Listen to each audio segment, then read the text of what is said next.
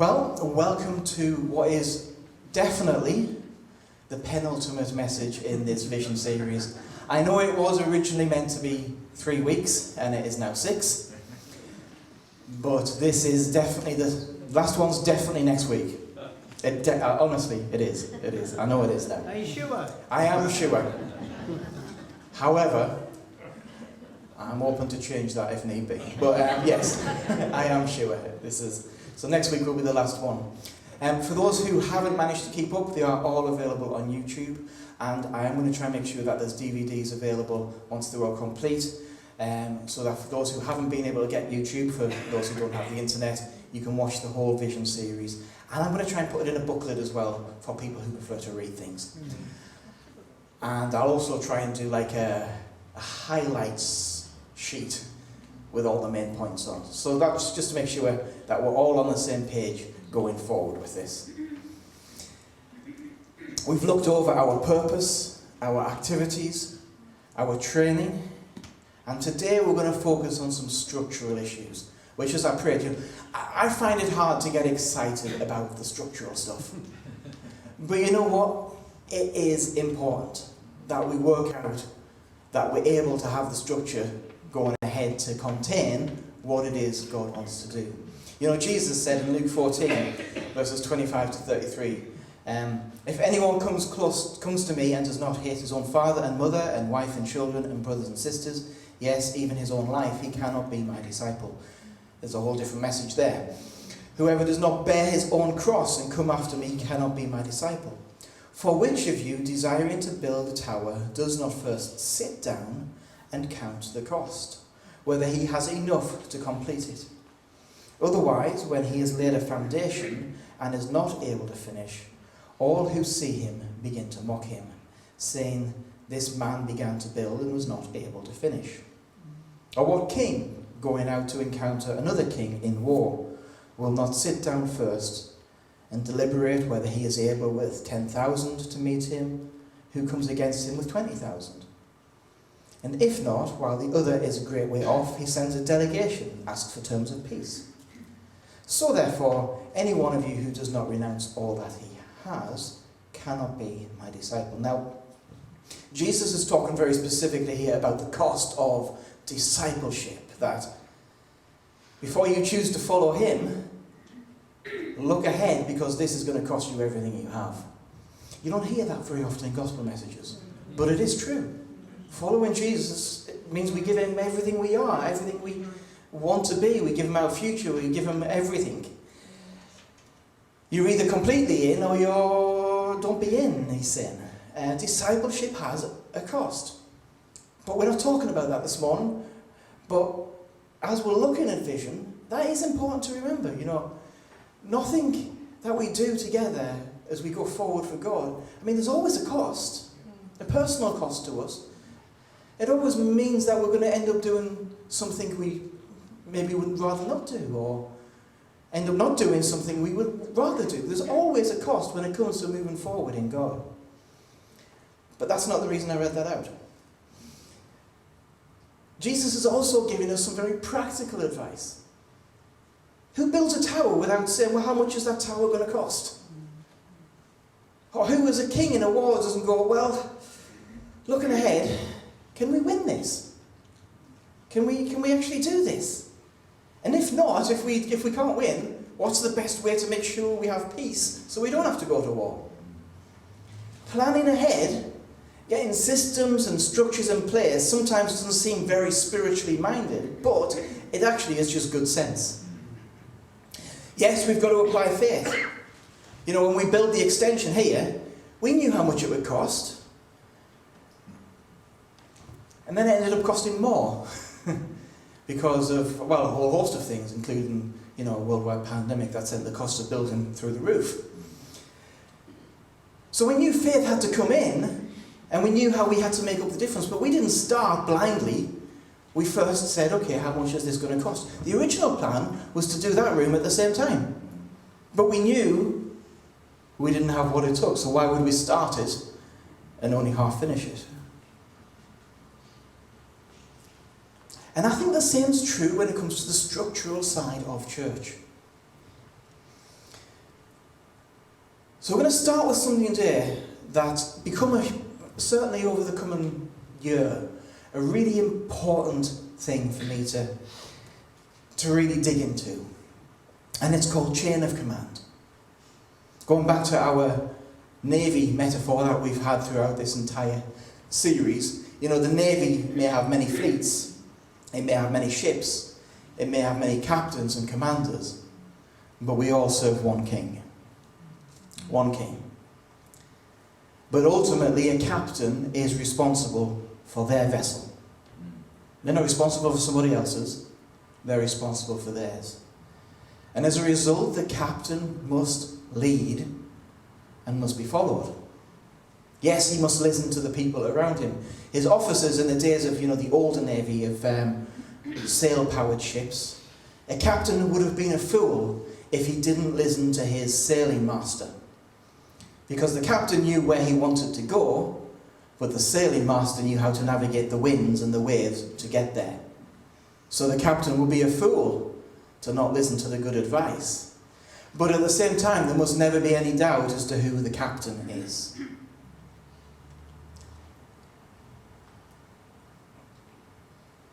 Being a captain was often isolating and a lonely job. Sometimes you think of the captain's quarters in a ship as being this luxurious place that he's all got to himself. But it wasn't really like that. It had a desk in most of the time. And he was in there because he had to isolate himself. He had to have that separation because he had to maintain these lines of authority. Because if you didn't in a ship, things would go wrong. In the heat of battle, friends would question orders, but crew wouldn't. So that separation was needed. If you second guess the captain, the ship is sunk. If you try and get around the captain by going at somebody else, you're sunk. Actually, they have a word for that, it's mutiny. And the reason it was treated so seriously on a ship was because the fate of the whole ship hung in the balance. And this has been something I've been wrestling with. God has placed me in the role where I am responsible for this vessel, for this church. And I have to give an account for that. Nobody else does. But I have to give an account before God for how this vessel is run. And while I was off on my sabbatical, God really gave me a reality check on that. He really rebuked me on it.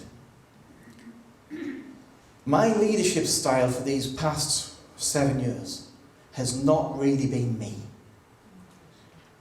I've been bending my style to fit, first of all, with how Cliff led, because we're different people, but obviously you want the transition to be smooth. But also I've been trying to fit with what people want me to be. And I'll be honest with you, it was exhausting me. I've been approaching it all wrong. And I want to stand in front of you this morning, church, and apologise for that. Repent of that. See, when I was studying through EOG, a lot of the training we were given, it was all focused on this kind of management style church. This kind of running the church as a business, almost the pastor as a CEO. And I just didn't like that. Didn't sit well with me.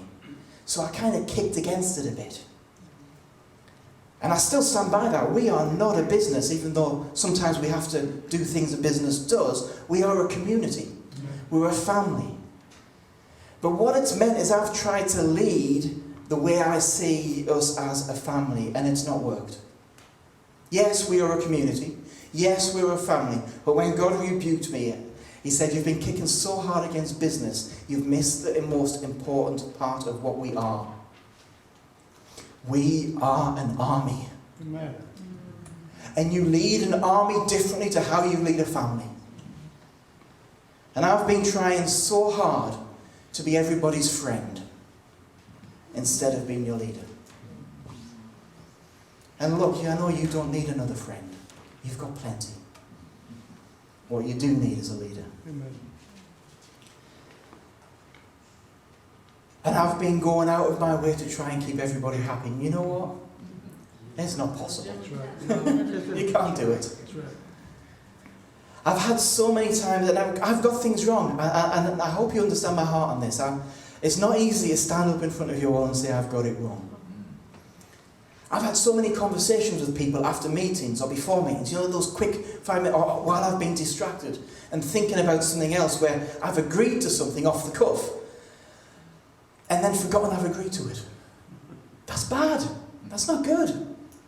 Or I've agreed with something and then I've never actually took it to the leadership. So then the leadership asks, why is this happening? It's, oh yeah, sorry, I forgot about that. That has caused, in some cases, confusion. And in some cases, it's caused real pain. And I'm sorry for that. There's been times that's happened. It also means I become a bottleneck. If everything gets funneled through me, sometimes things just don't happen. And I have this picture that came to mind, I think, to help illustrate this a little bit. And it was of Moses leading the nation of Israel through the desert. And there was 3 different pictures of Moses leading Israel through the desert. The first one was Moses at the back of the queue. And he's trying to push everybody along. Come on everywhere. And you know, there's people wandering off the road. He's got no idea where they're going, but he's trying to make sure the people at the back are keeping up. He's trying to shoo everybody along. And it didn't work. He spent so long at the back, the front was a mess. There was no direction. The second is Moses in the middle, trying to will everybody along, be their friend. You know, hey, do you think we should go this way? Trying to steer from the crowd, keep everybody happy, mingle. And that doesn't work either.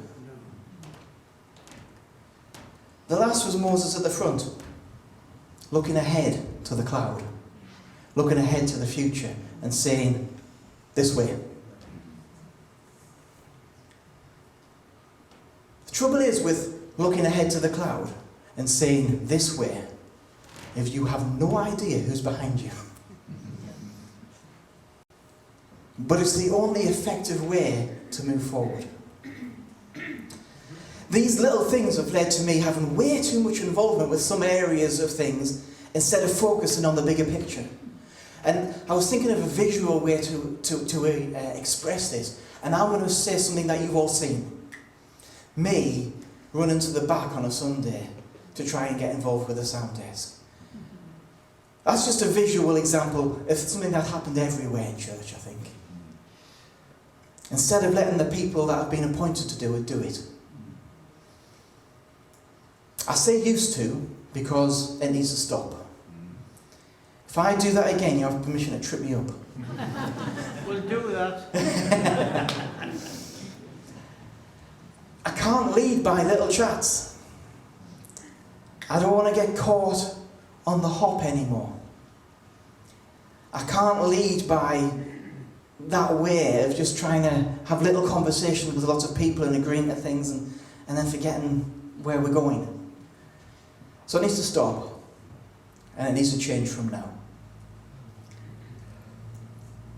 It also means some things have had way too much of my attention and then other things have felt left out. You know, Luke never gives this department much attention. Well, that's not good for anybody, is it? And again, if you feel like what you're doing hasn't had enough attention from me, I'm sorry. That is been the wrong way to lead. But I'm encouraged, you know, because I know Moses also had this problem. Yeah. Jethro advised him to do what I want us to do. And I think this is a sound biblical way of structure and leadership. Because Moses was becoming a bottleneck and he was wearing himself out. Exodus 18, verses 13 to 23. The next day Moses sat to judge the people, and the people stood around Moses from morning till evening. When Moses' father-in-law saw all that he was doing for the people, he said, "What is this that you're doing for the people? Why do you sit alone and all the people stand around you from morning till evening?" And Moses said to his father-in-law, "Because the people come to me to inquire of God when they have a dispute, they come to me, and I decide between one person and another. And I make them know the statutes of God and his laws." Moses' father-in-law said to him, "What you are doing is not good." That's kind of what God said to me. You and the people with you will certainly wear yourselves out, for the thing is too heavy for you. You are not able to do it alone. Now obey my voice. I will give you advice, and God be with you. You shall represent the people before God and bring their cases to God. And you shall warn them about the statutes and the laws and make them know the way in which they must walk and what they must do. Moreover, look for able men from all the people, men who fear God, who are trustworthy and hate a bribe, and place such men over the people as chiefs of thousands, of hundreds, of fifties, and of tens. And let them judge the people at all times. Every great matter they shall bring to you, but any small matter they shall decide themselves. So it will be easier for you, and they will bear the burden with you. If you do this, God will direct you, and you will be able to endure. And all of this people will also go to their place in peace. So Moses is told by Jethro. Jethro comes and says, "Moses, what are you doing? You're doing the work of judge when you should be prophet and spiritual leader. You're supposed to be teaching them the statutes of God, not spending your time on all this stuff.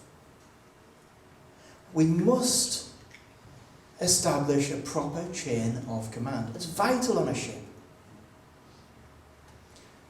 And that chain will be department heads of whatever department you're in the church will report to a variety of pastors and deacons and some others who will then feed back to the leadership, and in the leadership we will make decisions together. Different leaders in the church will be responsible for different areas, and of course this might change over time as to who's responsible for what. That's, we've got to be flexible with that. And they will report back to the leadership who is responsible for each area. Now this doesn't take me out of the process. What it does is it channels it to me in a way that's manageable. And then also we have a way of saying what's decided as one body can be implemented. Please understand as I go through this isn't me putting people in charge of your different departments. This isn't to limit the freedom a department head has, but it's to create channels of feedback and reporting. Now this list is not fully developed, and things will always change over time. But as it stands, this is how it's going to look. Starting with Pastor Cliff. Cliff will be overseeing Hartlepool, funerals, and all of the prayer groups that we want to have going on. Remember, we talked about starting multiple small prayer groups. Pastor Cliff will help coordinate those and communicate to those. Pastor Chris will oversee Stockton. By the way, did that last one say Hartlepool or Seaton? Very good. Pastor Chris will oversee Stockton, community outreach projects, for example, New Life Hub, Oasis, men's ministry, the community garden, which hopefully we'll have an update on in a few weeks, and so on. Youth and children's work, leadership training, and weekends away. Again, don't misunderstand this.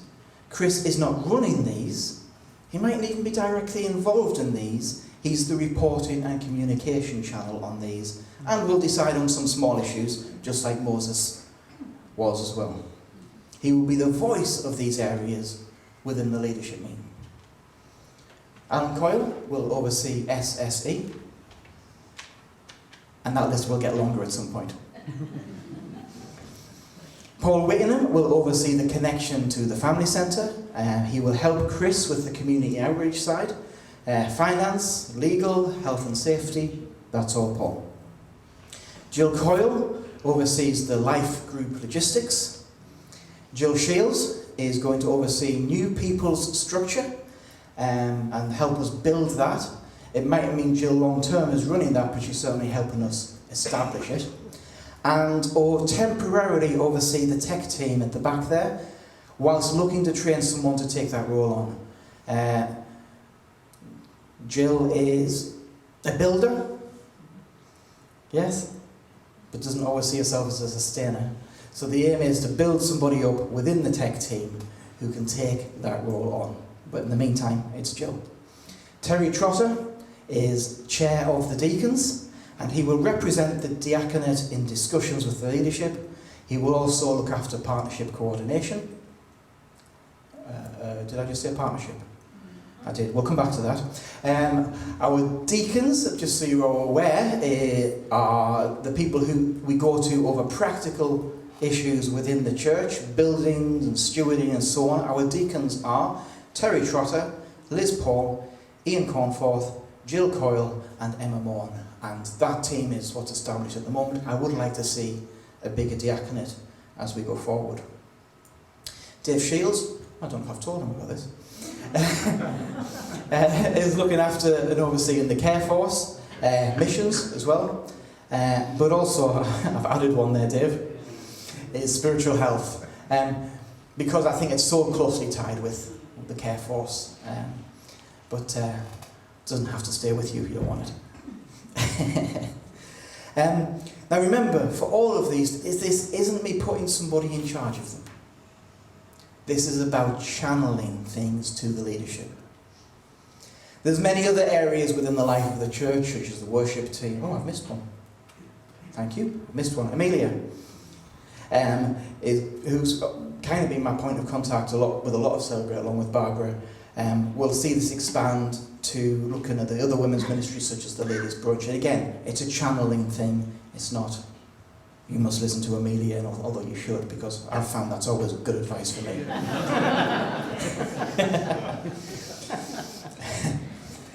There's other areas, such as the worship team, where there's still some stuff to work through in this regard, but it's a start. This will be where we start. We'll build from here. And some of these things, of course, will change. So the idea would be, if you have something you want to talk about in any of these areas, if you have an issue with stewarding, you talk to a deacon. Ideally, if it's a stewarding issue, you talk with Liz. If you have an idea for community outreach work, you speak to Chris. And so on, and so on. Now, this massively changes how things work for me. This takes my focus and allows it to become prayer, vision, study, and what is the Lord saying to us as a church. That's where my focus needs to be. That's the best use of my time and energy, and unfortunately, it sometimes had to take a back seat while I've dealt with other things, and I apologise for that. I've not been doing my best for you as a church because I've been too distracted. The ship's captain is to chart the course, set the heading, and keep focused on the mission. The ship's captain does not get involved with what the chef's cooking in the kitchen. He might see the menu and approve it, but then he moves on. He's aware of who's promoted within the kitchen, but he doesn't really get involved with that. And that's the only way it can work. Otherwise, you find that the captain will be so involved with the menu and so involved with what's going on in the kitchen, he looks up and goes, hang on, who's steering the ship? And that's how I've felt we've been a little bit. I've been so involved with everything, I've not been steering the ship. We are a battleship. Amen. There's no room for passengers, and a good crew ensures everyone knows their duty and everyone works towards a common goal. Now, when I say there's no room for passengers, I know there's always going to be passengers. But like I said in the first week, quite happy to have you as a passenger, but don't expect much in the way of accommodation.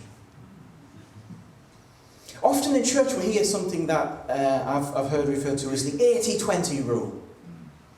80% of the work is done by 20% of the people. I don't know where that figure comes from, but I tell you, it often feels very accurate, doesn't it? Here's the problem though. We generally just accept it as, well, that's just the way things are. That's just the way it is. Well, today I want to say, I don't want to accept that. I don't want that to be the standard. I don't want that to be the way we are. That's a crew of 80% acting like passengers. We can't continue that way. Jesus said, pray for the Lord of the harvest. Yes, the workers are few, but that doesn't mean we should accept that's the way it is. Jesus said, pray. Pray so we see a change. All hands should be on deck. So that brings me to a question. How can we tell the difference between a passenger and a member of the crew? We are going to be bringing back, properly this time, a formal church membership. Or a partnership. Because I don't like the word membership and I just can't get past it. Makes it sound like a club, I can't get past it. There will be a partnership course and a partnership agreement. That will basically state something along the lines of, this is your home church, you're part, you're involved, you're committed to the cause. But being a partner will come with an expectation. Crew are expected to work. Partners are expected to be part, involved. And passengers aren't expected to work. In fact, on a ship, the passengers aren't allowed to work, are they? Because you're not crew. And that'll be kind of, in a sense, true here. Anything ministry role-wise, anything that happens up on the platform, preaching, worship leading, stewarding, leading departments, the expectation will be is only partners will function in these roles. That means as people come into the fellowship, nobody is bombarded before they're ready. Because it's easy done, isn't it? People who, when they come into the fellowship, will go through New Life, New Start. They'll go through the New Family course, which is the partnership course, and then they can be released into service. It'd be a shame for anyone to come here and suddenly find themselves involved with something way before they're ready and damage their walk. Not interested in doing that. Everybody will be asked if they want to apply for partnership. That's everybody who's here now. Now, we're not necessarily going to make everybody who's been here for years go through the course, because you all know what it means to be part of New Life. But it does mean people who come in will be expected to do that. But when I say asked to apply for membership, it's not going to be just assumed that because you fill in a piece of paper, you're automatically a partner. This used to be the case when I think I applied to be a member, didn't I? That it wasn't just like I was suddenly a member when I filled in a piece of paper. It actually went to the leadership and they decided if I should be a partner. So applications will all be discussed within the leadership, should this person be a partner, rather than just the assumption. And the reason I want to make sure we get this in place isn't to try and stop people getting involved. But I honestly believe in the coming years there's going to be a growing number of wolves out there trying to disguise themselves as sheep. And we need a check. We need a balance in that. Partners will have responsibility to the church. And the church will have responsibility to the partners. For example, to be a partner, it will be expected that you're regular on a Sunday. Now that doesn't mean we're going to take a register. But it does mean, if we don't see you more than we see you, are you really on board? I think that's fair. You'd expect it as a partner to connect midweek. Now, does that mean you have to be in a life group? No. Although, personally, it's my preference, everybody's in a life group, I think it's good, but that isn't a standard, because we have our Tuesday night. We have SSE, we have our prayer meetings. We have Oasis. We have men's meetings, we have ladies' meetings. We have the small prayer groups that we want to see established. Other prayer meetings on top of that. There's plenty of ways to be connected midweek. We're not going to lay it all just on one. but also partners are expected to serve in some form. Now, that can be something as simple as being a part of the prayer meeting, because I tell you, being part of a prayer meeting is one of the greatest acts of service you can do. Oh, that reminds me, I completely forgot to announce something during the notices. We still really, really need people as car parking attendants. This is probably a good time to mention that. By the way, can I get away with this? Should I? Try it. Are you okay if I tell a joke that'll get me into trouble? God doesn't mind. Oh dear. We were thinking about the car park attendants, and sometimes we have this image in our heads that it's got to be a man. It doesn't have to be a man. You could be a lady car park attendant. It's not like we're asking you to park the car.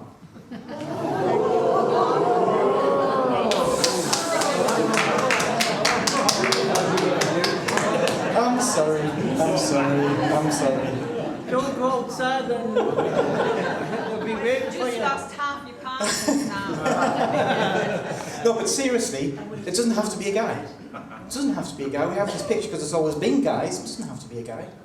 Although I have to say, guys, if you see a woman out there in the cold and in the rain, I hope you feel pretty guilty about it. But anyway, that's... Oh no, I've completely lost where I am now. All partners are expected in some way to serve. In some team, in some form. And again, I don't want to be too legalistic about that, but when you're saying you want to be a partner, what you're saying is, I want to be involved. I want to be part. Equal rights. I haven't lost anybody there, have I? I was just joking. You're all. Okay. Oh dear, I shouldn't have done that. Do you want to shovel down? Yes, sorry. So we expect partners to be involved. And let's be honest, if we're asking people to become partners to say you're on board, asking somebody to be involved to be a partner is not a lot to ask. In fact, it seems reasonable to me. Because nobody has to be a partner. Only people who want to be involved, and the requirement for being a partner is readiness to be involved. Now, does that mean we don't care about passengers here? No. Passengers should be looked after. And the care team is there to do that. Passengers get fed. But my focus on developing people, and the focus of the pastors on developing people, is on crew. We want to develop people who are crew. Because I tell you, and this I'm sure this is an age-old church problem with any church, is sometimes passengers take all the pastors' focus. People who aren't involved sometimes take all of the focus. That's not going to be the way we're going to operate in the future.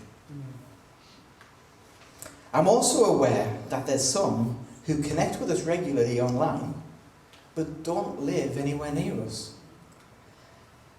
And I kind of get a feeling that's going to happen more. So I don't quite know how this works, because of course somebody who lives further away, can't really be expected to come in person. Of course not. But if you consider this your fellowship, in a sense, well, you need an avenue for you to feel involved.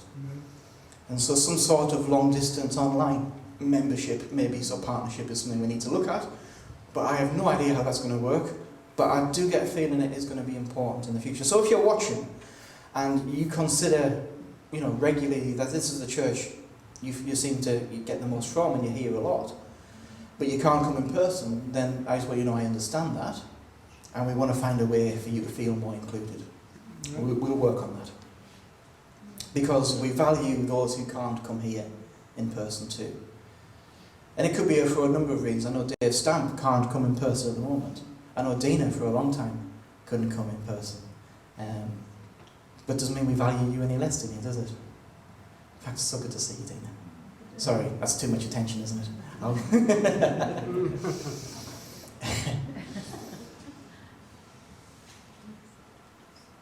Incidentally, I'm not saying everybody has to come to Billingham on a morning.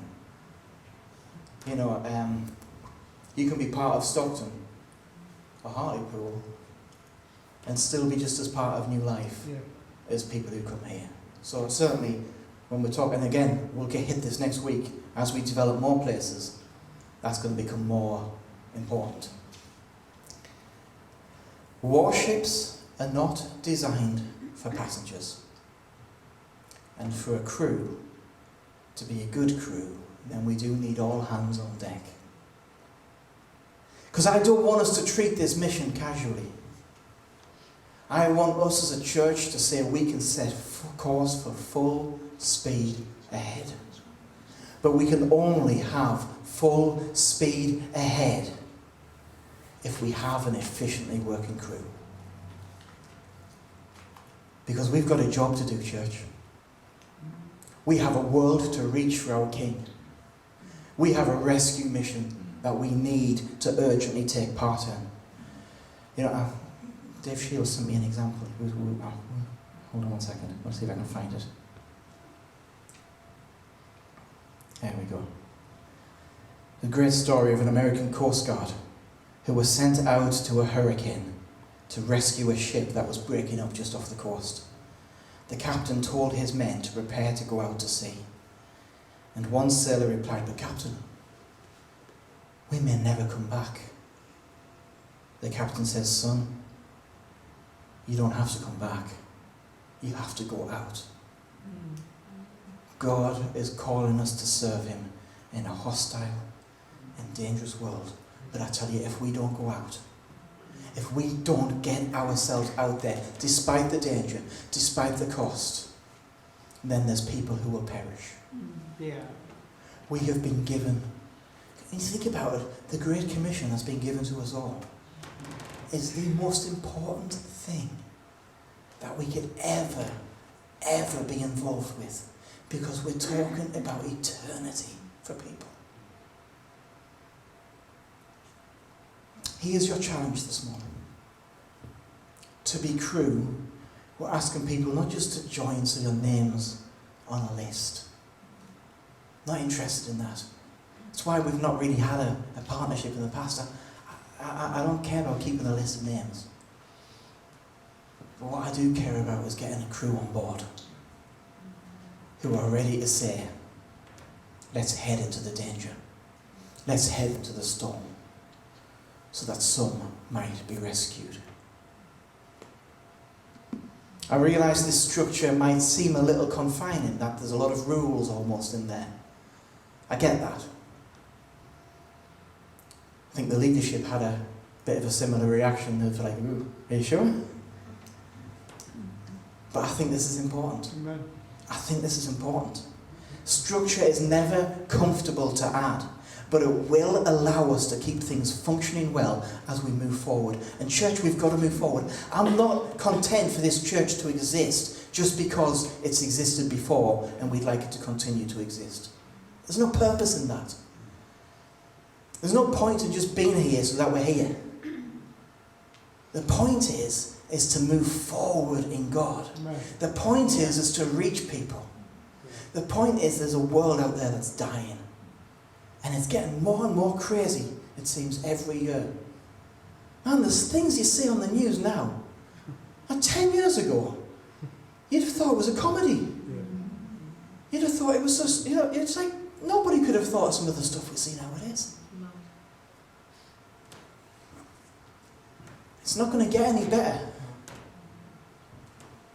without the gospel changing things. Now I realise we've spent quite a few weeks now on structure. And that's not as, it's not as fired up as some stuff. But I do believe it's going to enable us to move forward. Next week, we come to the most important part. That's evangelism, mission, church planting. And I tell you, I wanted to do this one first, I'm so excited. But we've got to build the road before we get there. But can I encourage everybody, try and be here next week? Because I think next week we're really setting in place our course for the future as a church. And I want to see us. I want to share it now, but I won't. But I want to see all of us as soul-winning vessels that are getting out there and seeing this area of Teesside absolutely transformed for the gospel. And I know it's achievable because he that is with us is greater Amen. than what's in the rest of this world, isn't he? Yeah. He is greater. And I know I quoted that wrong, but still you get the point. Father, I just pray that, Lord, we receive this morning's structure and practical things, Lord, with the right spirit. Lord, I am sorry for the times that I have led ineffectively because I've tried too hard to be a people pleaser instead of a leader. Lord, I pray, Lord, that this marks a change. This marks a change in that. And Lord, I pray, Lord, as we add this structure, that, Lord, you'll create such a solid base for what you're going to build. Lord, I pray, Lord, as we move forward, Lord, we see Teesside absolutely transformed. Help us, Lord, and help us all individually be challenged by that question. Are we passengers or are we crew? Lord, I pray, Lord, we have an effective, passionate crew. Amen.